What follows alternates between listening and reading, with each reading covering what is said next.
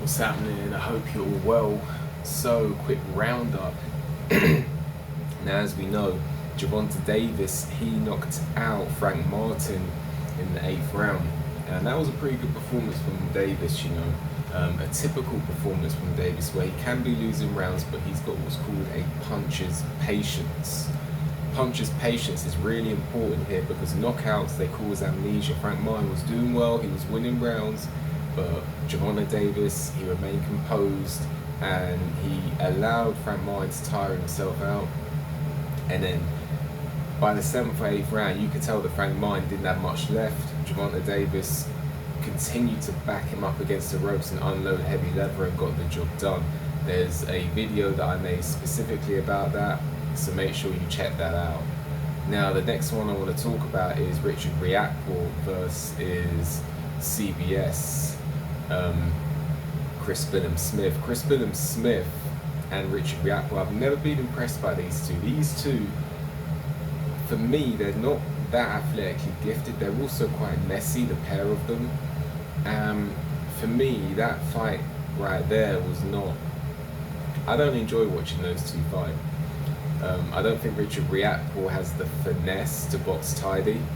He's got power, but he's not got the finesse to box tidy. And Chris Smith, he's not particularly... Nothing about him leaps out of the page for me, and I feel he almost doesn't have the body mechanics to box tidy. But that's not to say they're not good fighters. I'm just saying I don't enjoy watching them fight, neither of them. But Chris Smith, he did the business and he got the job done. Ben Whitaker beat, I forgot how to pronounce that guy's name. I'm not going to try and pronounce it. But he beat his opponent. His opponent put up a lot of hype before the fight, but when it came down to it, for the most part, I thought he was pretty passive. Ben Whitaker himself, he's got skills to pay the bills, but is his punch power going to translate in the light heavyweight division? Can I see him troubling the likes of Bivol, Peterviev? And I know he's green, but I'm talking about later down the line. Can I see it? I think he's got skills, and I think that he, as long as he's got some whiskers, he could do something, but I need to see a little bit more from him. Showboating is fun, but when things get serious, how is he going to cope? Now, Matias lost to Liam Paro. Now, Liam Paro, for me, was a typical astute southpaw. But he was just simply outpointing Matias. And Matias, I mean, I don't know what he was doing for half that fight, honestly. High guard, not throwing much, looking for the one punch. And this is the one thing, having a puncher's patience is cool, but you need a contingency plan. If the punch isn't coming, and you're getting 2 rounds, 7, 8, 9, and before 9, you need to go to your plan B, and Matias, for me, doesn't have a great plan B.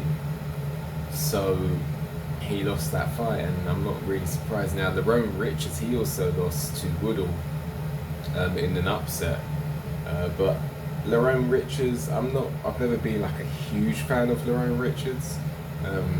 Upsets happen, but when you're actually looking at the fight proper, you can sometimes see these things coming. So, he lost his unbeaten record. Most unbeaten fights do at some point. Let's see how he bounces back from that.